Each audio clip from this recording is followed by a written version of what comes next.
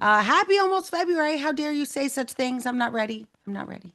Um, Welcome, everybody. Happy Friday. It is my favorite time of the week where we get to connect. We're a little early this week because, well, all sorts of things. I'll be very, very candid with you in a few seconds, but I do want to welcome you to our weekly I Love AI call. This is the call where we get together, hang out, learn a little bit about artificial intelligence and some of the things that are challenging me in my business, as well as me personally, professionally, just so you can see the world through the lens of someone else. And we have lots of members in this community that have volunteered their expertise, their ideas, and their time to contributing to our community chat and sharing. Some of them do polls so we can learn more about each other. Some of them are posting articles, new tools, and resources. So thank you in advance to all of you all. I always do like to give some props to our leaderboard people because it means that you are the most active in our community. And I do want you to know I see you and I think you're amazing. And so, Joe, who has been on the leaderboard for, I don't know, 2 years. It's hard to catch up. He's got a lot going, he's got it going on.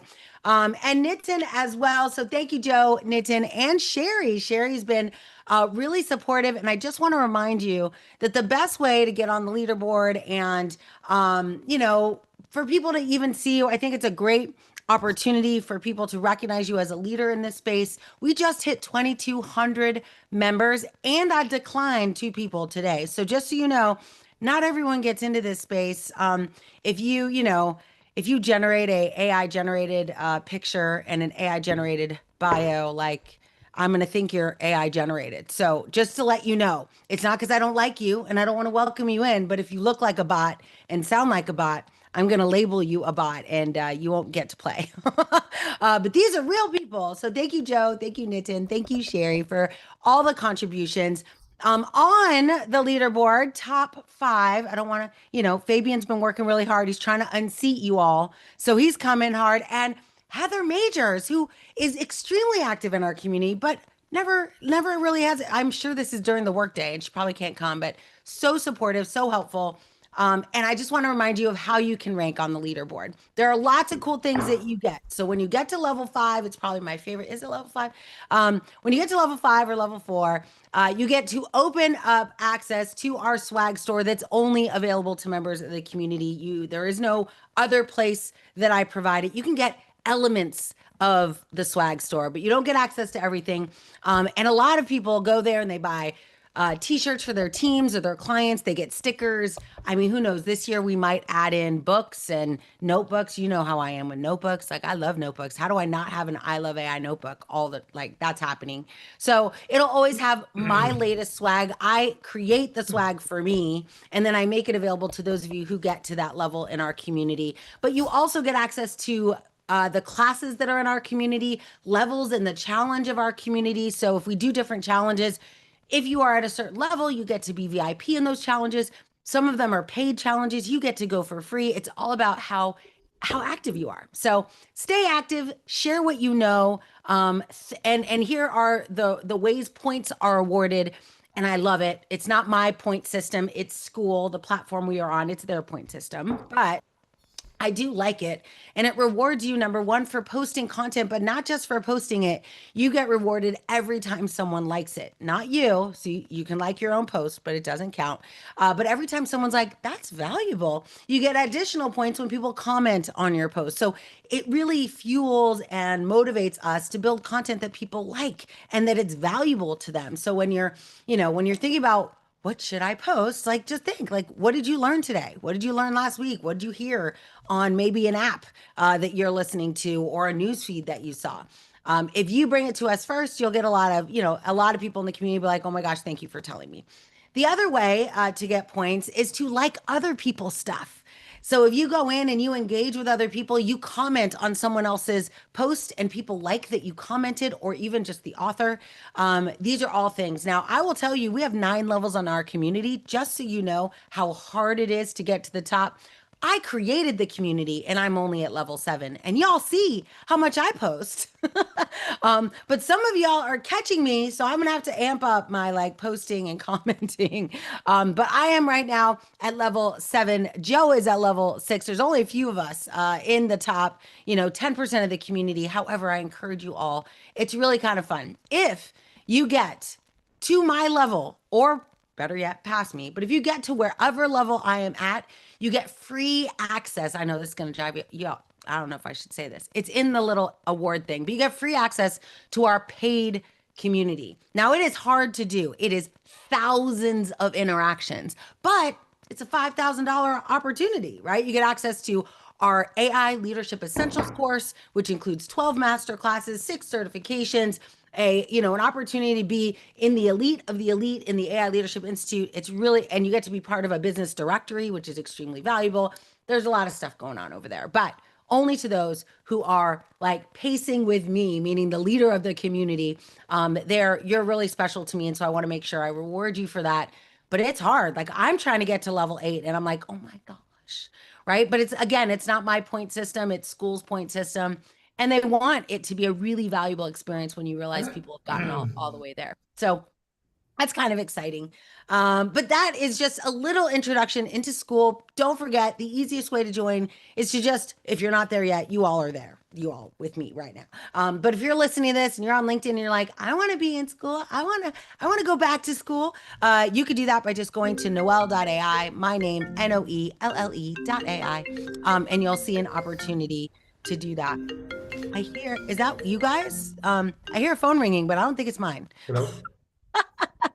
All right, hold on.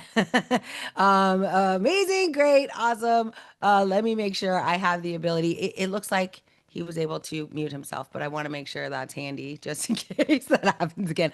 I do not want to hear any secret conversations over the air ways with us. So thank you very much for being here. Joe, I see your hands up. Come on up. Let us know what's I going wanted to on. share something really cool that I did today on the community. So I've been posting updates on my project status.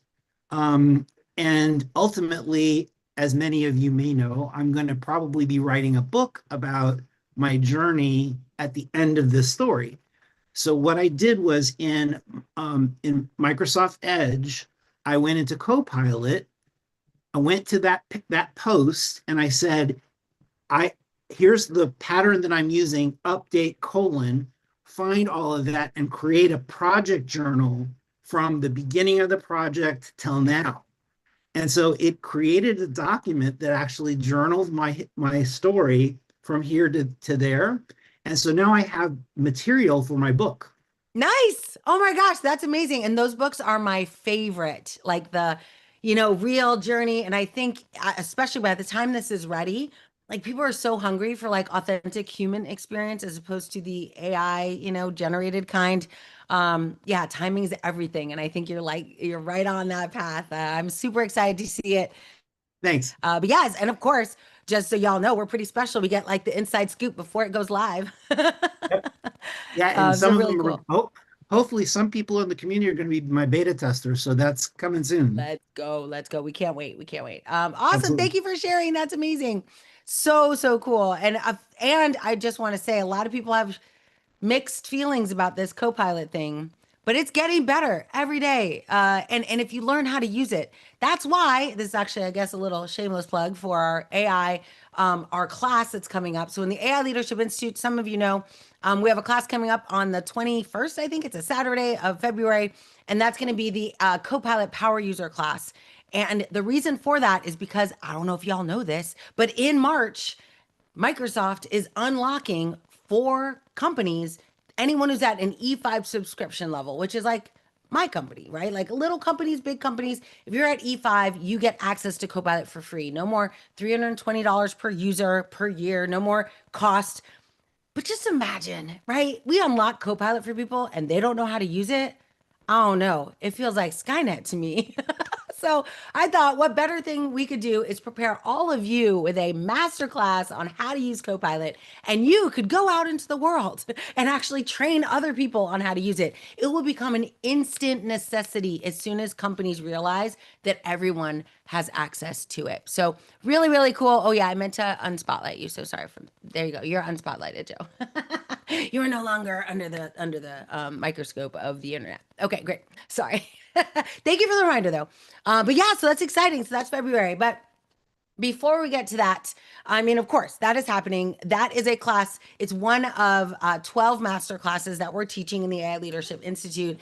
And if you're interested, there are multiple ways to participate. So don't hesitate. We'll throw the link to the essentials into the chat. You're welcome to just have a conversation and see if that's something that's interesting to you. But it's super fun.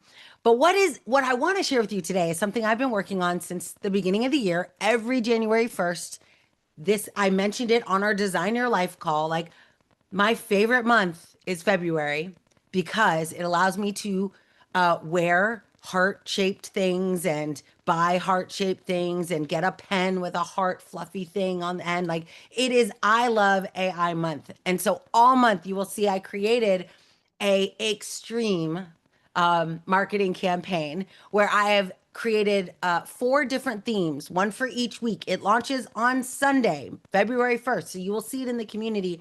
I will have a theme, but what I want you to know about what's about to happen and you're about to witness is I did it all by myself with the help of 7 to 10 AI agents. So it's similar, Joe. Like, I love that idea. Like, I'm going to do it, I'm going to document it, I'm going to show you what it looks like to kind of give an inside backstage look at how it happens. And so, similarly, I want you to know that what you're about to see, I handcrafted all myself. The graphics I created. Now, again, I used AI to support the development of it and the scheduling and all of the nonsense. But the fact that you can do what I'm about to do, and then hopefully at the end of the month, we'll have a revenue attached to that I can share with you. And then I mean, that's exactly what the AI Leadership Institute is for, right? Is like, how do I do that? Like, how do I need help doing that thing. It is going to be a expert masterclass on go to market. And I'm really excited. It is our 3rd year in a row doing celebrating AI, I Love AI month, and our 3rd year of the I Love AI week. And so I Love AI challenge week. This is a week where we do a class every single day leading to an outcome. This year, I am focused on what I've seen in almost every conference I've been in, which is people come up and they're like, how does AI do a thing for me like right now? I need it to do something. I don't need to like play around with prompts. I don't want to like, play around with like imagery and ask it questions about my pantry. Like, I needed to deliver value in my business or deliver value to me as an ambitious professional trying to separate myself from everyone else in the workplace, everyone else in the marketplace. And so I thought the best way to do that would be to create our own AI employee. So I'm going to walk you through the process. In 5 days, you will have built, and honestly, you'll build it the first day, but we will talk through not just how to build an AI employee, meaning an AI system that does something for you. I will also give you a platform in which you can actually build more than one if you choose to.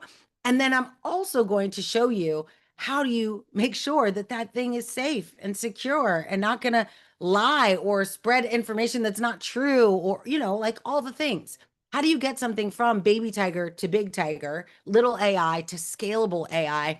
And the best thing to do is to start with something that can provide you immediate value. So if you're a business owner, it's an easy answer. Like, of course, you should hire, like, you're probably hiring for humans right now, or in your mind, like some of our members are thinking, I absolutely need to hire someone to help me for whatever reason, like any reason. And this is an easy answer. Like, what could you get an AI to do for you consistently, securely, safely, responsibly?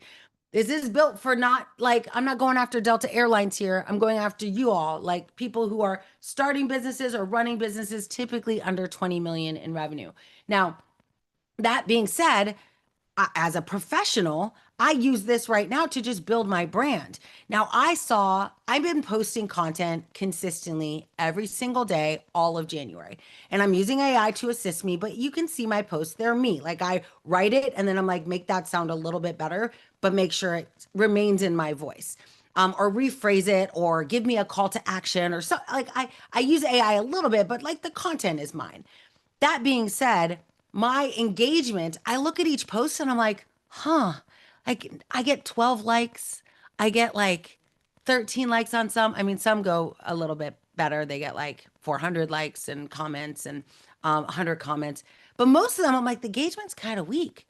But then I looked at my impressions, meaning people who actually looked at the content and just didn't engage with it, and it's up 14,000%. Like, and I was doing pretty good in December. It's up 14,000%. And what that, and my project requests are up 300%, meaning people are seeing my content and they're clicking on that link in my profile that says services and they're submitting projects to me.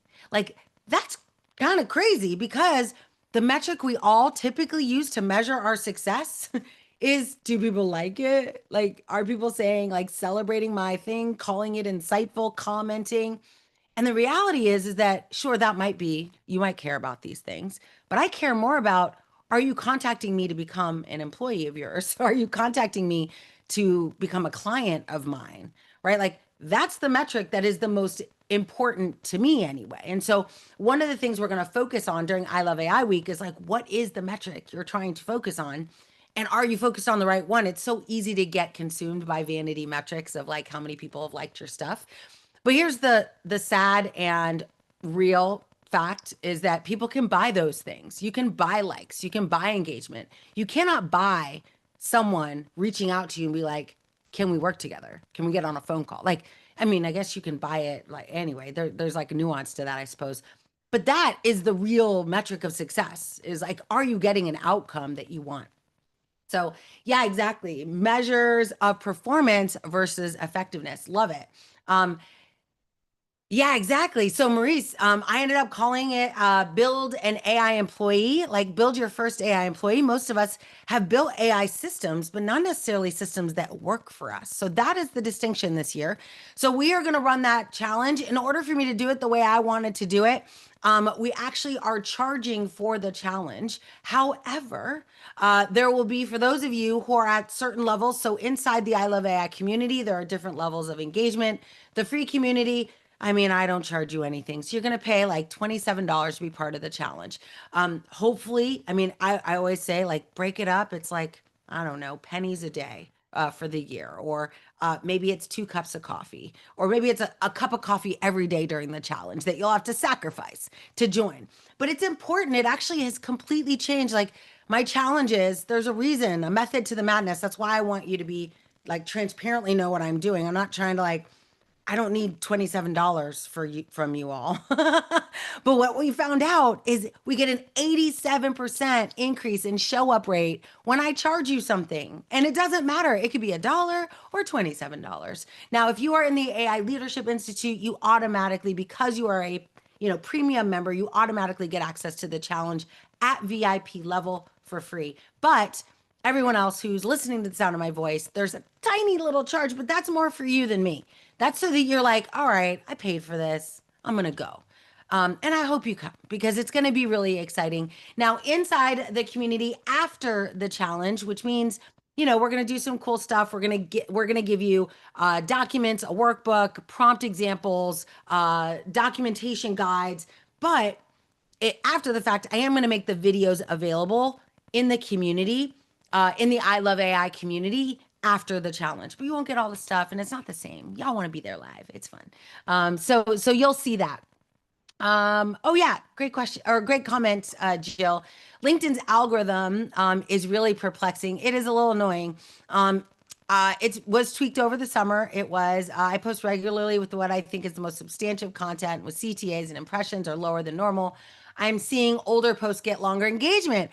Well, that's another hack actually from LinkedIn, is that what they are finding, and I think I mentioned this on one of our calls, but LinkedIn is finding that decreasing number of people are posting, and the reason why is because of what you just said.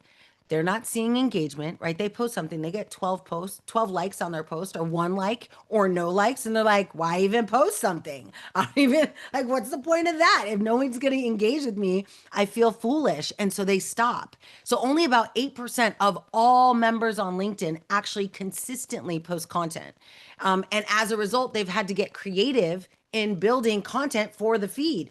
So they go out and grab older content from me, and they publish it. So I consistently get people liking a post I did 2 months ago on my book engagement, which was super exciting. It has like 400 likes. And so that keeps showing up for people. So that's the good news and bad news about content is like you have to just keep consistent because now the algorithm is prioritizing consistency.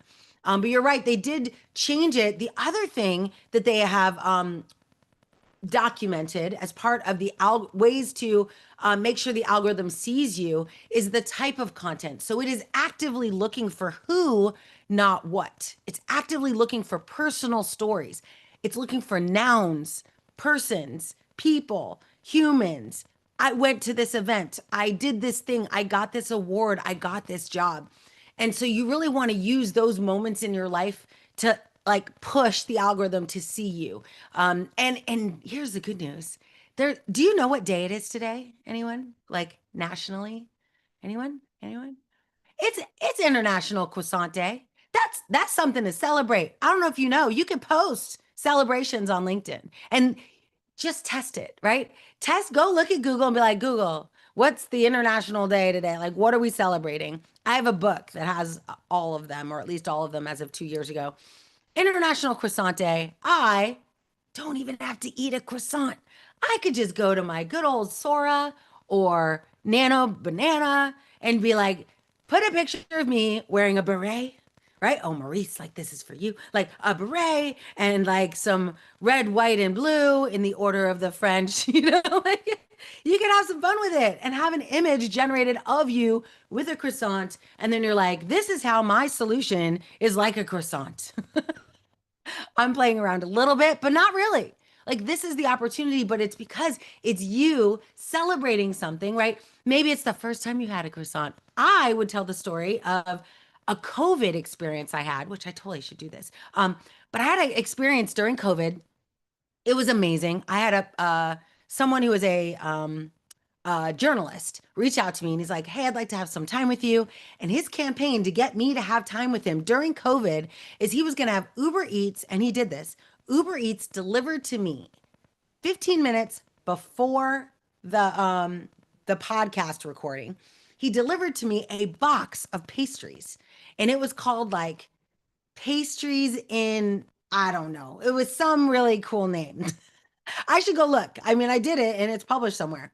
But it was very like, I don't know, alliterative name, very handy, like, you know, I don't know, pie and pastries or something like that. Anyway, it was something about pastries. And he delivered a pastry to me. And so while we were talking on the podcast, we were eating these pastries. And so every so often, I didn't have braces during this time, so that dates it because I would never have done an eating. I've never done an eating, type thing. Like it was kind of like the Hot Ones, right? Some of you have probably seen Hot Ones with the wings.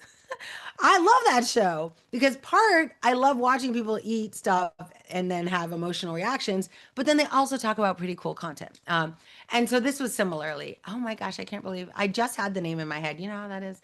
Anyway, it was like I can't remember. Anyway, I'll look it up. But it was a really great idea. And so, like, today is a great idea. Like, integrate what's happening in the world, something trendy, something interesting, because LinkedIn is looking for you to comment. Now, I will also share with you another way. So, I recently changed my headline in LinkedIn. Normally, it's like, I'm awesome. Right? Like 5-time MVP, TEDx speaker, AI, expert, won this award. Like it's all about me. And what I realized recently was I was like, I went to last week, I was at, heavy duty aftermarket week with a bunch of trucking supply companies and repair companies. And then this week, I was at a Mississippi event called Ignite, where they bring together every single year. They do 5 events a year, but they bring together all the, small and big businesses in Mississippi to talk. I will talk about that experience in just a minute. But they bring them all together. Those people did not know who I was until I got there. So they then immediately look me up on LinkedIn, and all they see is like me bragging about myself. There is no reason for them to keep going because they're like, wow, that is not me. What they see in my headline is like so far from where they are. They're like, Noelle is not even in my like sphere of people to talk to.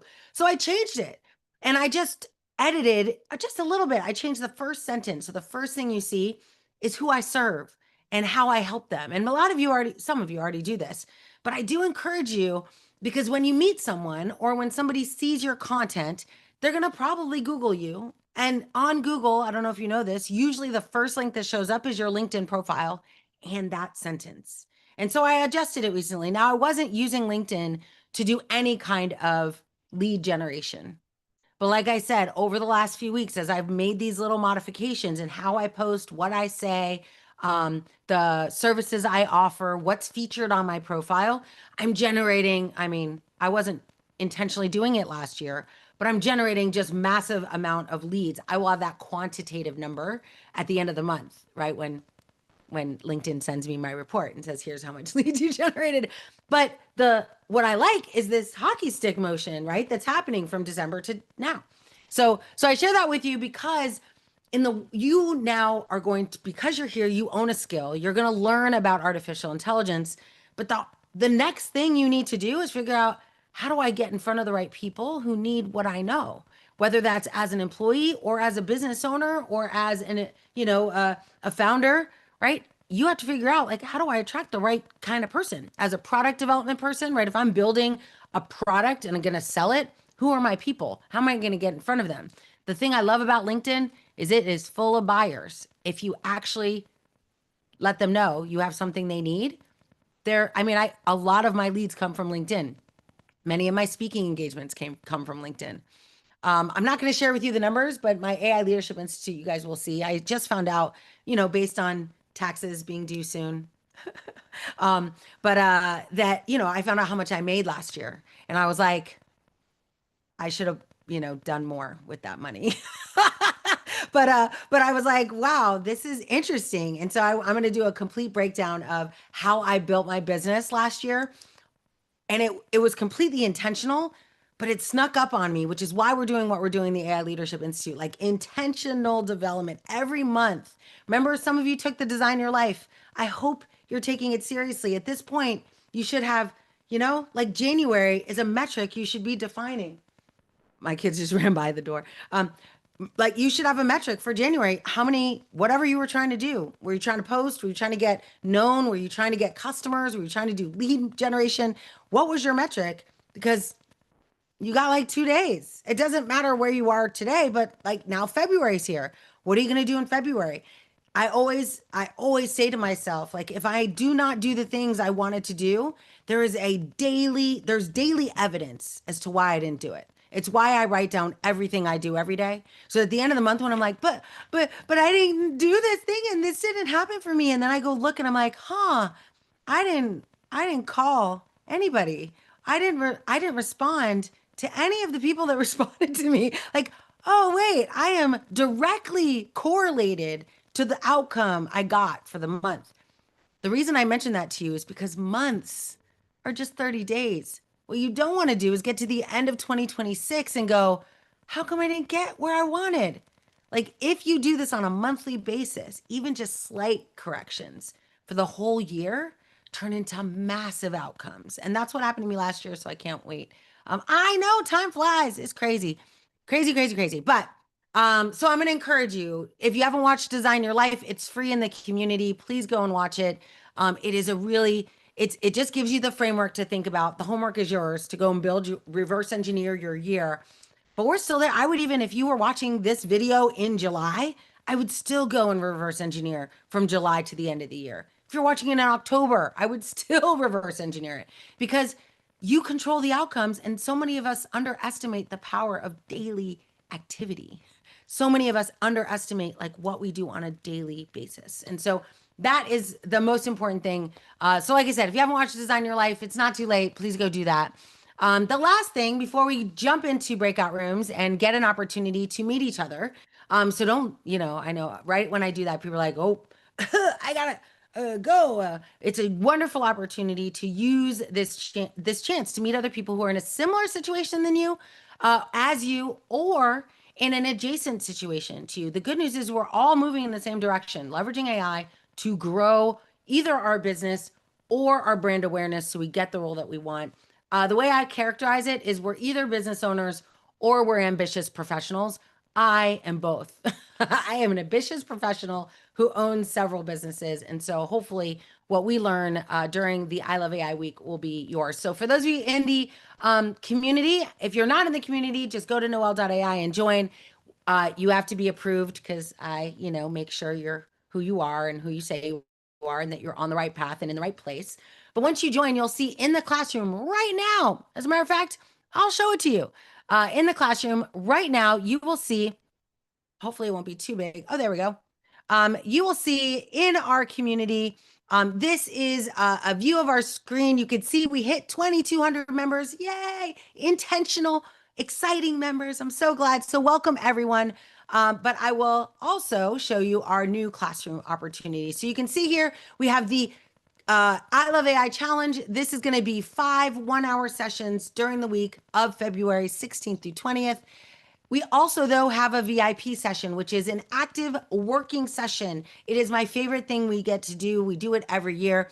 But this is where, in an hour, I'm going to tell you what to do, and then you're on your own. DIY, as I say, do it yourself. But in the VIP, that DIY is like, okay, let's build. And sometimes, some of you know this, I've spent hours in this VIP session. I'm going to reserve the afternoon. It's set for an hour. Don't get overwhelmed. But what's up? What, Maurice? Maurice, you're so sweet. I didn't know that it did that, by the way. Okay, so wait, if you don't want to know that everyone but that was awesome. I've never seen that before. I'm gonna have to send you a gift for doing that. But this opportunity, right? These different services give you a chance to actually build. And usually people listen to stuff and then they're like, I'm totally going to do that. And then they never do it. So this is a chance to actually, get your hands deep into building a model. And we're actually going to build an AI employee. I'm going to build it for you, right? Like you're going to watch me build this employee during the challenge. The VIP is if you want to actually build it and have me, just there. I'm your safety net. What if you get stuck? What if you're in a tool you don't understand? What if ChatGPT says something dumb? Like I will be there to help guide how you actually generate it. Now I'm going to encourage you to use a platform during this challenge, but you don't have to use that platform. The magic of an AI employee is in its prompt and tool selection. You can configure that, like I said, DIY. You can do it however you want. I personally am going to offer you a platform that'll make it just that much easier, right? That's my job. My job is to remove the friction. I tried it on my own and then I was like, wait, this platform does like 98% of what I want. I'd much rather do this. And I'll show you all the metrics that I've generated over. I've been literally building up to this moment. So I've been using this platform and my agents over and over and over and over and over again. I have now how I used it, the metrics, what each agent did, how much time each agent saved me. So all of that will be given to you during the challenge. It'll be fun. It'll be fun. If you're not familiar, this is the community that you get to be a part of. So if you haven't been in here in a while, don't forget there is a couple things that are really exciting. One, there is onboarding. So please go through the onboarding. Two, AI Leadership Essentials Lite. We actually have a new version of this because we just taught AI Leadership Essentials a month ago, not even 2 weeks ago. And so we'll be adding the light version here, resources and tools. And the most important thing, of course, is where everybody shares stuff. So you can see here look, there's a member already. I'm not going to accept them because then you'll see their information. So I will accept you after if you're listening right now. But you can see where people start. Look, Sherry, yay, thank you for talking about a new Google release. Okay, so I do have an AI thing that I want to talk to you about. So this is all the fun that I've been having. I was in Mississippi yesterday. It was amazing. I actually was there. It was not long enough. But I do want to talk to you about a company that I did not know that I thought was a really interesting use case. So 2 AI topics. One, how businesses, maybe it's a talent discussion first, and then specifically what's happening in the world of AI and science. Some of you know where I'm going. the prism paradox. I wrote about it this week, but I'm going to talk to you about that a little bit. And that's what I want us to take into our conversations today. But the first thing, I don't know if you know this company. I'll go ahead and stop sharing now. I don't know if you know this company, but their name is Blue Deltas. Do you know Blue Deltas? I don't know if y'all know, but I didn't know them. But they're there and they're very big. Like everyone knows who they are. As a matter of fact, everyone's wearing them. They're jeans. And one thing about Tupelo, Mississippi, very cool, is that in Tupelo, Mississippi, that while there's a couple things that are cool about Tupelo. Know anyone know anything about Tupelo? Have you heard of this city? Do you know what happened there decades ago? Anyone? Um, Elvis? Is that Elvis? yeah, there you go. Yeah. Elvis. Yeah, Elvis was born in Tupelo and bought his first guitar. And I had an amazing host who like shepherded me through Tupelo. And she showed me where Elvis bought his first guitar, but also like in the store, you could see where he stood when he bought it. But what I thought was really cool. Oh man, I don't know if I know the story all the way. This is how I am with jokes, where people tell me a good joke and then I totally mess up the punchline. So same idea. I'm about to mess up exactly what happened, but it was a mom thing. Like I think he wanted to buy a rifle. Like Elvis was like, let's go buy a rifle. And his mom was like, or we could buy a guitar. I don't know. Like, let's just see. And he ended up buying a guitar and it changed his life forever. So moms out there, like keep saying the things. We could change their lives. But yeah, like who he could have been an expert rifleman in the army, but instead, I think he did end up going to the army. But instead, yeah, he became a musician and one that we all know. So oh, thank you so much. Oh, I'll tell you a little bit about my energy. It's you all though. I see you all. I'm like, oh my gosh, you should have seen me like 2 hours ago. Oh my gosh, so much to talk about. Okay, hold on. But thanks for that question. I will answer that today. But one of the things that I'm in Tupelo, Blue Delta. You can go look them up on Shop or like Blue Delta jeans is what they are. They're blue jeans. Here's why it's cool. Now, some of you are gonna look it up and be like, what am I looking at right now? But the reason it's cool is because Tupelo, Mississippi used to host Levi's, like Levi's jeans. I wear Levi's, a certain brand, a very specific brand, but they are Levi's brand jeans. And I only wear them. They're the only ones that fit me. And so I buy all of my jeans, the same jeans all the time for years. Um, then Levi's decided to move to Mexico. And then all these people, humans, knew how to make jeans and they were unemployed. So a company was like, actually, it was a private equity investor, was like, how do we make money with these amazing humans? A question I think every CEO should ask. How do I make money with the humans that work for me? Not how do I get rid of them? Not how do I like, oh, it's such a disaster right now. People are so confused. I don't think I don't think we really understand what's going on at the highest levels of some of these companies, but I always say like layoffs are not a technology problem. Like that's not an AI thing, that's a leadership thing. And so I love the idea that this leader comes into the city and goes, "Wow, look at all these humans that have these skills." First thing I always think about when I see massive layoffs, especially when they say it's because we're using AI or whatever, is I'm like, do you even know the people? Now, the reason I say this is because how many of you have seen people on LinkedIn be like, here's my resume. Do you need someone with these skills? And I look at these people and I'm like, you are not I don't even know the word. What's that word? Like a sloth? A sloth? I don't know. There's like a word for people who don't work. I don't even know it because I'm not in that world. But like, a person who doesn't work, like they have like accolades, certifications. Like the company that laid them off just gave them awards last year. Like, I'm like, what is happening? They are rock stars. So it also becomes an opportunity for all of you business owners to kind of think about, okay, there has never been a better talent pool in the world. So that's what they did. This PE private equity guy goes into this city, goes, oh my gosh, we have gene makers. We are going to create a high end, custom, tailored, bespoke gene company. So I go into this event and they usher me into this like red carpet experience where I get literally, I've never been measured for anything. I buy everything off the rack. I don't know what that says about me, but that I was raised that way. And even my fancy stuff I buy off the rack. I do maybe have to get my pants tailored because I'm not as long legged as some of these people think I must be. But that being said, they like brought me in and they measured me and like measured my legs, my hips, because that's the problem. I'm a Latina. I'm not gonna say much more about that. No need to embarrass anybody. No TMI. But I'm shaped in a way that not every gene fits me. Only one that I found in the whole world that fits me.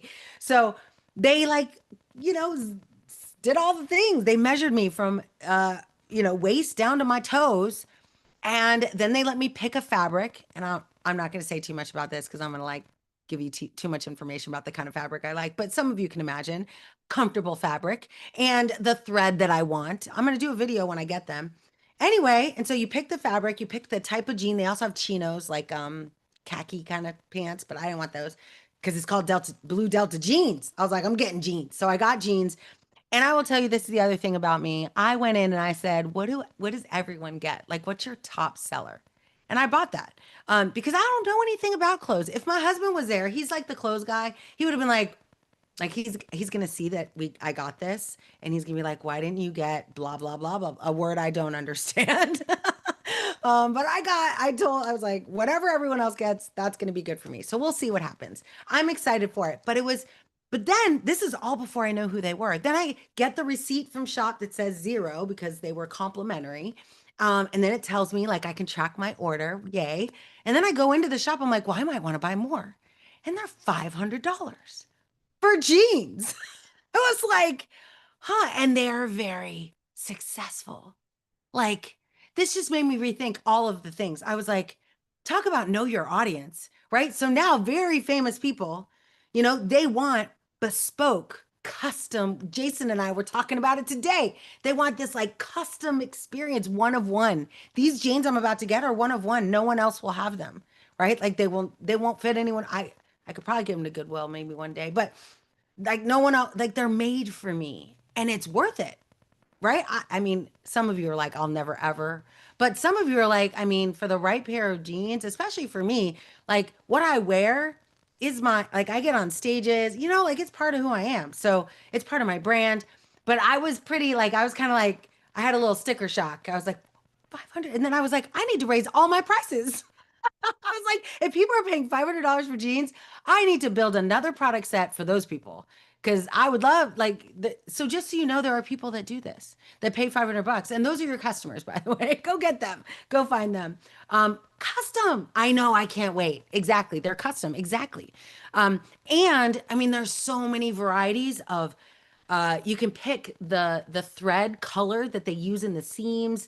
You can pick all the things, how long it is. Boot. He said all these words I didn't know, but like you all might know them, like flare and boot something bootleg. Yep, I don't know. Anyway, that doesn't sound right. Boot Boot cut. cut.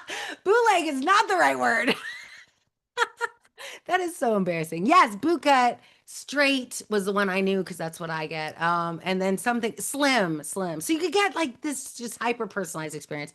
So that was really, really cool. But what I loved about it was the fact that they leveraged talent in a community that it was a bad time, right? When that happened, every one of those humans was like, I was trained for this. I've been doing this for 10 years.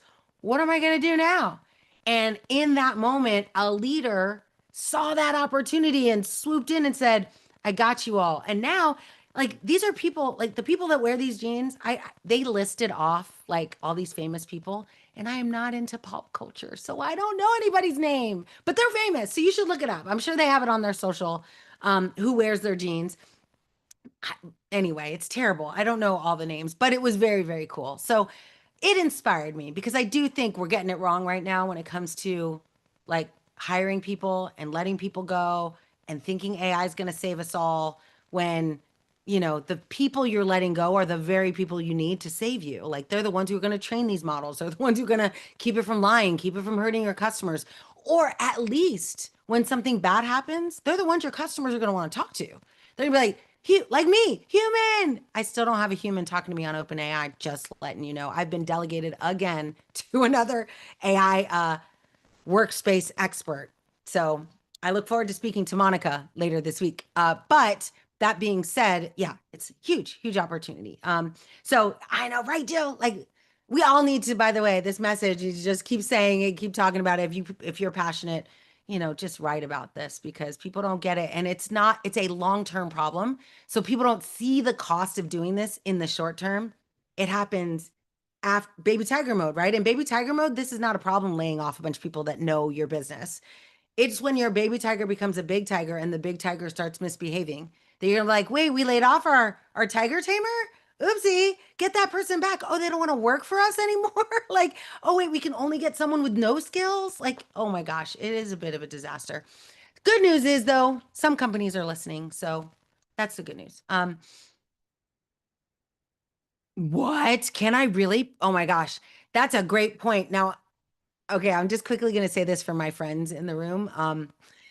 I may or may not have bought a bedazzled gun. So I'm just saying. It like popped up on my feed. I'm like, how have I never thought to do this? Like Copilot, right? Like I could totally bedazzle this. So yeah, if you ever want to know how I blow off steam, I'm totally adding like bling to all the things that I own. I No, didn't well, I buy thought, it, but it is in my shopping cart. I thought you said you put a All big right. So dazzled gun as oh, who's this. saying something? I can hardly hear you. Sorry. Oh, it was me, Cindy. I thought you Oh, said hey, Cindy. bedazzled gun, like a gun, and you put sparkles on it, and I was like, Yes. okay, I guess you That's carry what some it kind is. of Like warfare, I it's, guess. I mean, technically it's like, it's like a glue gun, right? Where you like, it's not really glue, but it like, whatever. You should look it up, but not you. I mean, anyone who doesn't know what we're talking about. But yeah, it's very awesome. I'm very excited. But I haven't bought it yet. But the first step is putting it in my cart and then I stare at it and for weeks, I'm like, do I really need, and it's 26 bucks, but I'm like, do I really need a bedazzled gun? But I know I will. So I'm just hanging on. I'm putting I put a little friction into all my purchases to make sure that I don't just buy nonsense and it ends up getting thrown away. So I'm waiting, but I feel pretty good about it.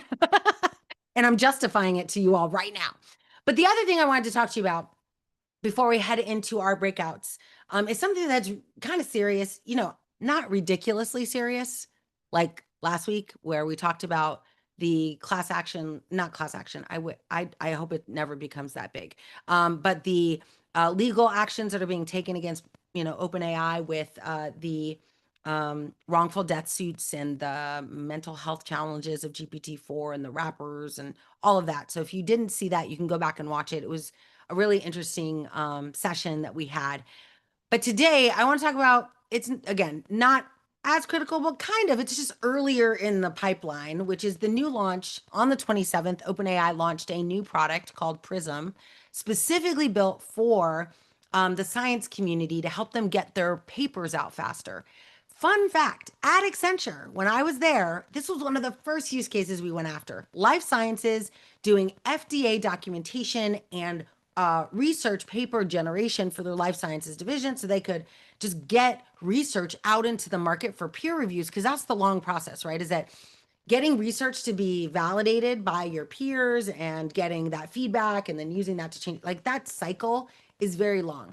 However, just writing the content also is very long. So basically, we at Accenture we built a product that did this using an LLM, and I just think that's a lesson to everyone. Like there is a huge opportunity to make money in the gap, as I call it, right? The gap between when a big company will commoditize something and when everyone wants it, but it's not available in Microsoft, not available in Amazon, right? It's not there yet.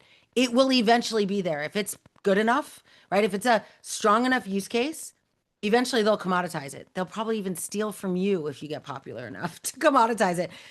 But there's a gap that you can fill and you can make good money just building products that last 2 years while that gap is filled. And then when it gets commoditized, you're already building the next thing that fills the next gap. That's in, they call it arbitrage. It's like 100% easy. You should do it. It's something that you could do. What I like about that mode of thinking is that it allows you to stay very close to your customer and just deliver what they want, right? Eventually, it'll be cheaper if Microsoft delivers it, but in the interim, they're willing to pay a premium to get a bespoke, just make it work the way I want it to.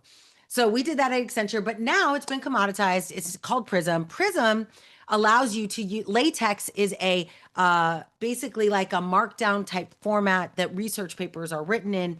So it allows a researcher to speed up their time to market for their research documentation.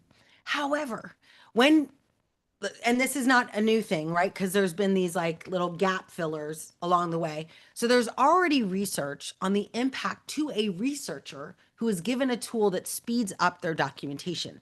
That there is a unlikely correlation between the speed of documentation and the speed of research. And so what they're finding, UC Berkeley found in their study, and I documented this in my LinkedIn post. So if you want to know the details, you can go look at it. But what they found was I think there were two things specifically that I want to mention to you. One is that now people are publishing more peer review documentation than ever before. So the volume of research papers to like review is way high. That means that the people who were doing it, one or two a week, are now getting hundreds a week. Think about what that does to their job, right? As a peer reviewer, how good are you at something when you know you have 100 sitting in a queue waiting for you? Like, does that speed up or maybe compromise the quality in which you review those documents? So that's one thing, is that it's causing reviewer fatigue, reviewer overwhelm, right? So that's one problem. The second problem, which is, I don't know, I guess these are both big problems, but the second problem is what happens is this problem with quantity over quality. That with the speed of, the ability for me to now document what I'm doing, people are actually, we didn't know this, but they are tying together the speed of which they document with the speed at which they build their hypothesis. So now the quality of the research is degraded.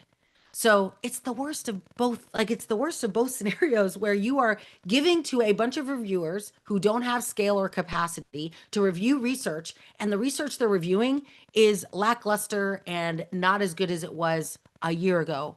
And it is 70% as good as it was 5 years ago, right? So quality of the research is degrading because now we can hit an easy button and generate a research paper, and we might not have done all of our things, but we have an LLM. What does an LLM do? It generates, fills in the gaps. We may not have to answer questions in our hypothesis as fully if we have an LLM that's going to fluff it up a little bit. It's kind of a disaster, right? So I call it the prism paradox because ideally, the thing that drives researchers crazy is documenting their research in this format that the peer reviewers want it, which is latex. So that process is annoying. It removes their joy, right? It takes away from their innovative flow. But now we're seeing this unknown indirect correlation to the quality of the research being impacted by the velocity of that documentation. So really, really concerning, Jill. Yeah, really concerning. I don't know. So it's not a huge problem yet, but it's something I thought we could talk about. I see your hand up, Jason. Are you leaving, Joe? Bye. Yeah. No, So no. so Oh, okay. DARPA did this when they crowdsourced like the next replacement Humvee for the Army, but they offered money for certain things. So like if you drew a drawing, there was an incentive. So if you were the top 100 sketches that got produced, there was money tied to it. So it incentivized people to deliver a quality product or submitted a CAD drawing or what. So there has to be there like some carrot, but there needs to be some incentive based when you crowdsource. Crowdsourcing is good and effective, but there has to be some incentive so you get quality, not just a bunch of garbage into your model. Yes, exactly. I'm a little bit worried about it. Do you know, how did they fix it? Did they fix it? Was there an answer? Yeah, I mean, Local Motors ended up winning it. They basically, so they did the design that someone drew. They ended up putting a Corvette motor in it, which is a very common motor that there's lots of parts of. And then they used parts off of previous vehicles, like the taillights are from a Honda Civic because it already met the DOT standard of a taillight, and all they had to do was set it at the appropriate height. So Yeah. I think, again, just like with AI models, there has to be guardrails. So you have to put some constraints of, these are the DOT standards for a car. We're asking you to help us make a new future thing, but with Yes. some left and right limits or Yeah, guardrails. exactly. Left and right limits is huge. And similarly, if you're laying off the people who would know what limits to put in, right? Like who have done this for 20 years, who were on the last contract that failed or the last five that failed. Yeah, I feel like that's really, really interesting. Thank you for that perspective.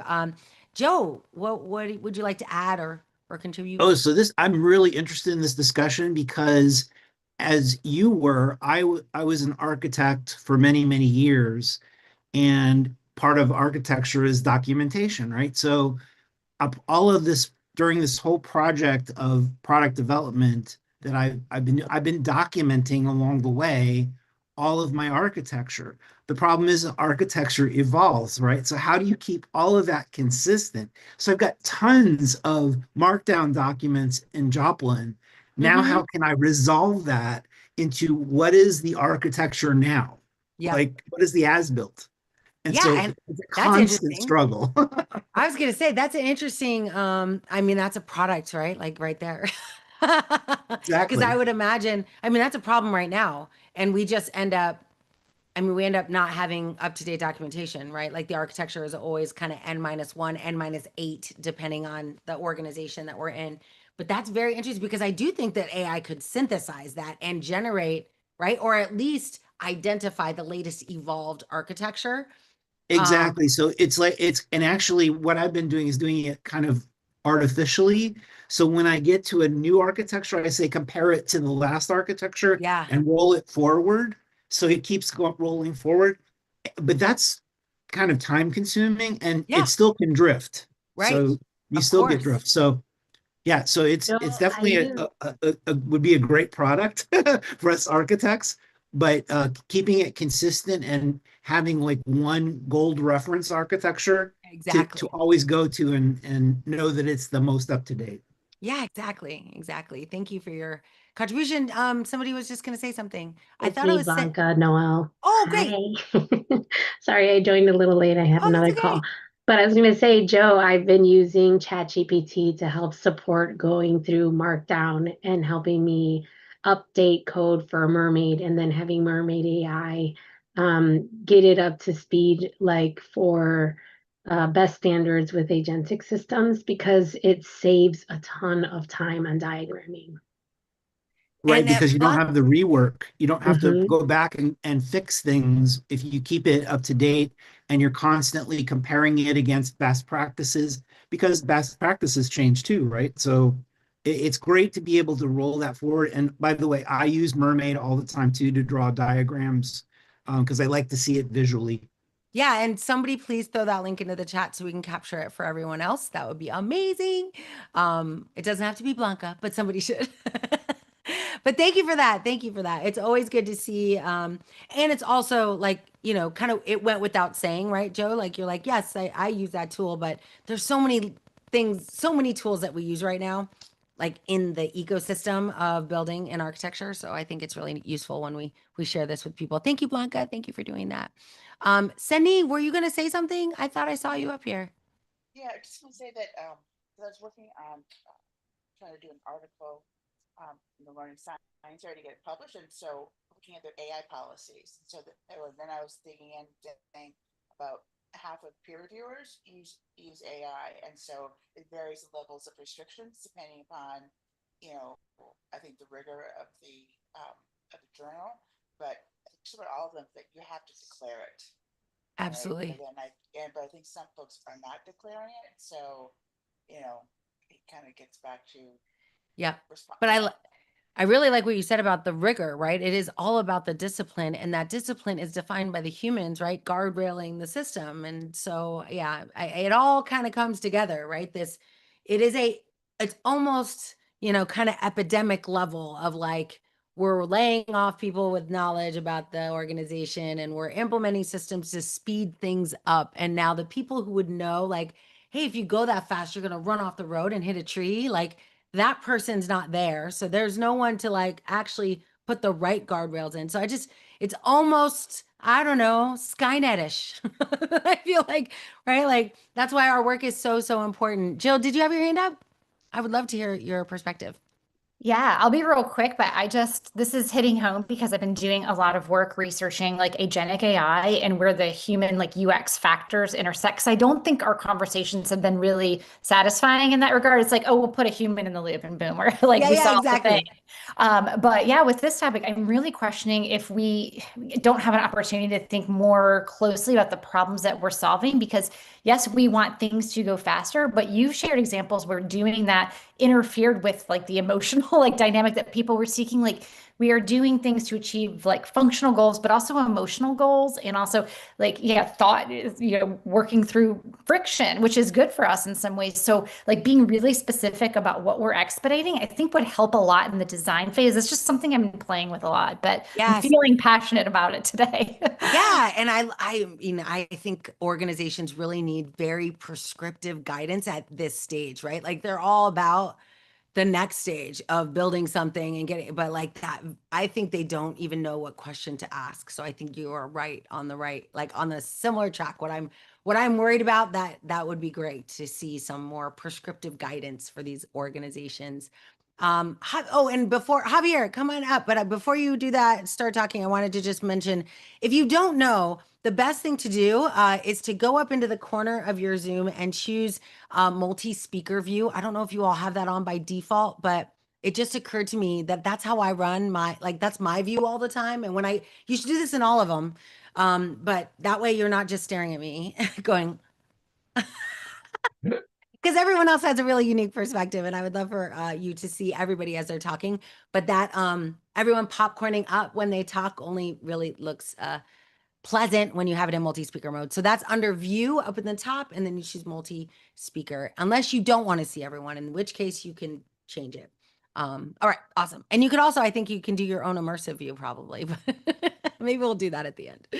Javier, are But you still there? Where'd you go? yes, I'm here. Oh, wonderful.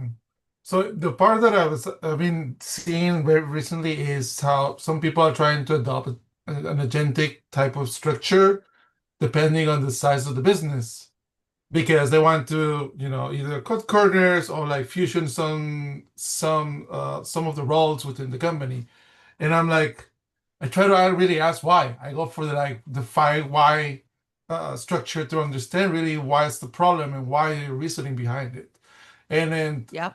obviously businesses, depending on how big they are or how large, they are trying to make sure to either discuss or to simply align the business needs. And it's like, okay, great, but you need to understand, like some frameworks may be better than others. Therefore, you may only need 1 or 2 agents for a specific role or two. But then you need to understand what is the level. Are you trying to fill the needs of the business in terms of customer experience, or fill the volume of requests depending on your business? So those are things that are like, oh, we don't know that yet. That's So right. That's right. so And either that you takes a come up lot of with a work, but business they don't, analysis, like an actual person who does the business analysis, yes. and it's like that person needs to be in this conversation. Yes. And they That you don't don't, have that's that not where they want to person. do it though. Like they're like, Yeah. no, no, no, no. We just want to, I mean, I get, of course, people enter me into the company. I talk to the CEO and they're like, go talk to the tech person, right? Go to the CTO, the CIO. And I'm like, or I talk to the COO, or the person who actually knows how the whole business is run, and they usually own the business analytics team, right? So yeah, 100. But it's very hard because they want you to go to implementation. They don't Yes. want, like, yeah, and again, Yeah. to Jill's point around, and Senny around like just rigor and discipline, and like we just have to be very prescriptive of like, no, we really have to do this. Yeah. Um, I would say that, I mean, I just joined a company from Uruguay. They actually already been doing. They actually were partners with Microsoft while their innovation lab was still there. And then they came up with their own agentic framework. And I'm like, oh, sweet. I already knew this. It's like, no, we already have it in practice for a year. Oh, shoot. oh, This is awesome. So now I'm like, oh, great. So things are aligned. And now I'm seeing now things for, adding to my perspective the way there are attacking problems and solving them for businesses. So it's very interesting. So I'll share more of that later. But I like seeing that I like what I'm seeing, and also this perspective kind of helps into what I've been doing, which is software testing. And I have to say, I see a lot of great things coming up, but I see a lot of challenges for businesses as they try to adopt it. Yep. And now I'm actually building a program in Spanish for adoption of AI. I Neat. figured like this is, people don't know how to really adopt it. And like Yes. if it's hard in English, I cannot imagine how hard it could be in Spanish. 100%. I love that. That So accessibility is everything. And yeah. I definitely I resonate a lot with what Dave you just put in the chat. Like, yeah, this is mostly about organizational change and culture change and like decision making and leadership. And like if you have those ducks in a row, your AI systems just tend to be better and more scalable and more resilient. And even like most organizations, this is where that 95% of AI pilots are failing data comes from, is that everyone jumped into let's build the baby tiger. And then they realized we didn't build trust with our employees, so they won't use it. Copilot gets deployed in almost every company that's got Microsoft. And whoever they give it to, executives, business lead, doesn't matter. Whoever they give it to ends up going, it's not very good. I don't like using it. It's dumb. It doesn't know how, it doesn't do what I want. I'm like, did you train them? And they're like, no. And I'm like, well, you get what you get. Like that's like exactly. But that is you too, Javier. That is huge trouble. So we are at 3:09. So I do want to, I think so. Yeah, I'm like, am I in the right time zone? So I do want to give us a chance to hop into some breakout rooms. This is a great conversation, right? What are you seeing? It's almost like a velocity to quality conversation. Like, what are you seeing in your space? What are you worried about? I would love for us to also just take the opportunity to say the thing you're going to do on LinkedIn. So I just changed mine. I don't even know what it says. I should probably go look at it and read it to you. But I changed mine to be more about who I'm trying to serve. And I really do care about these kind of mid-tier companies, right? Who the big companies aren't caring about, right? Many of us do. Like Jill's, in the same boat. Joe's building for those people, right? Like they don't get a lot of love. They don't get a lot of, education. They don't get a lot of free support from the large cloud providers because they don't have enough consumption. So they're really going to struggle, and they're operating at a scale that really needs our help. But yeah, it's a really important topic to think about. Like, how do we keep a company on the right path to keep the people they will need? But at the same time, not get so excited about velocity that they end up, right, getting out over their skis like Prism. I think Prism is going to hurt people more than help it, even though it is the dream solution. It is what life sciences has been asking for, just help documentation get better. They just didn't realize that as humans, which is the change management thing, unless you have like discipline around how you do research before you use an AI tool, and like you were saying, Seni, I love what you were saying about like not just how you use it, but then transparency on how everyone is using it. Like how are the reviewers using it and what are they allowed to use and not allowed? And that should be publicly documented. If we're building research, we should know what people are doing. And so really, really interesting. Um, Oh yeah, Maurice is talking about your license to co-pilot. They're like, here you go, have fun, I hope it works out. Kind of a disaster. But the good news is like that's exactly the role you're in now, and that perspective is so valuable, right? Because you can literally tell your future client, I know exactly where your employees are right now. Like they're like, thanks. Now what? Like, or thanks. What am I supposed to do with this? You end up being frustrated and annoyed, and it ends up wasting more time than helping, but not if you do it the right way. So it really does become an offer that you can make that you can speak directly to the experience of, which is pretty powerful. All right. So yeah, so don't forget, use it's literally, I think I wrote down, I'm gonna try and give you a way of thinking about this so that you can easily come up with the way. Like my LinkedIn statement is like, I empower. I always use the word empower because it sounds awesome. And I learned it at Microsoft. Their mission is to empower every human on the planet and business on the planet to achieve more, right? And so empower is such an important word. It's way more valuable than help. What I've uncovered is that when you say the word help, like I help people, when someone reads that, they're like, well, I'm not that person, because nobody wants to admit that they need help. Or I should say most people, like even subconsciously, it puts you in a state of weakness, a state of need, but empower, everyone wants to be empowered, right? So I empower these people to do this thing without this, or I empower these people with this thing that I do. Like, use your first 30 seconds of the conversation just to practice. Some of you already know each other, but that's not what this is about. It's about practicing describing who you are in less than 15 seconds. When you're in a elevator and you're standing next to Mr. Wonderful, who I don't know why he has that name, but anyway, Mr. Wonderful, right? Kevin O'Leary, and you're like, oh my gosh, like, you better have this locked in.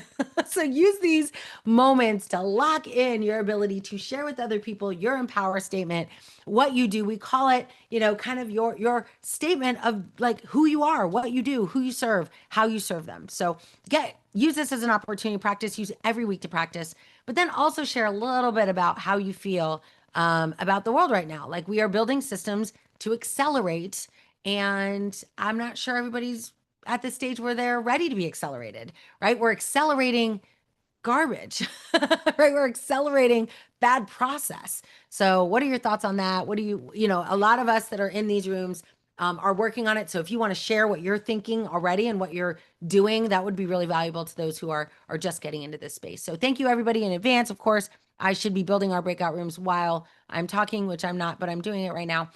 If you can't join our breakout rooms, don't worry. It's no obligation. It's always nice to meet you. But if you can't, please don't join the breakout room. Otherwise, you'll just ghost them. Like, it'll be your face and you're not there. So feel free when I open up the breakout rooms to just, gracefully exit, and I'll bring you all back who went to breakouts, and we'll close from there. About 10 minutes or so. We usually like to end the call right around the 30-minute mark. So about 10 minutes, give or take. That should give everybody a chance to. I'm going to go with this many. And then I need to quickly assign automatically. I need to quickly put some of these into some bots into. I really do think that the Zoom should get smart about the bots. I feel like it should know what the bots are and where they are and move them to a room automatically for me. But that's a feature I've asked for. So let's see. We don't have a lot of bots today. If you see a bot in your room, I will do my best to remove them over time, but let's see. Oh, some of you are oh no, there it is. There we go. Room 5. Okay. If you end up in room 5, I apologize. I don't think you're a bot. It's because you had some bot looking name and I threw you in there accidentally. But it looks like good. What? Deb's in the house. Hi, Deb. I didn't see your face, but it's great to see you. What's up? Okay, awesome. I think we're looking good. Go have some fun. Talk about what you're doing, how you're doing it. And if you've got questions, now's the best time to ask. All right, here's your rooms. I'll see you in about 10 minutes.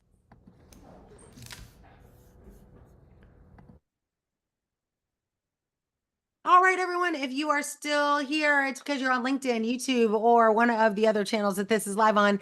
We are now in our breakout rooms. If you want to come learn, network with people who are building AI, scaling AI, leading AI, there is no other place to be. So hopefully you'll join us. The easiest thing to do is just to go to noelle.ai, noelle.ai, and you can join our free community where these calls are hosted every single week, and you'll get an opportunity to learn from some of the best leaders in the world actually building every single day. It is my honor to be with them. I'm super excited to have an opportunity to have a chance to grow this community. We just hit 2,200 members. We hope you will be the next one. We'll see you soon. Thanks for being here and have an amazing weekend. Go build something awesome. Bye.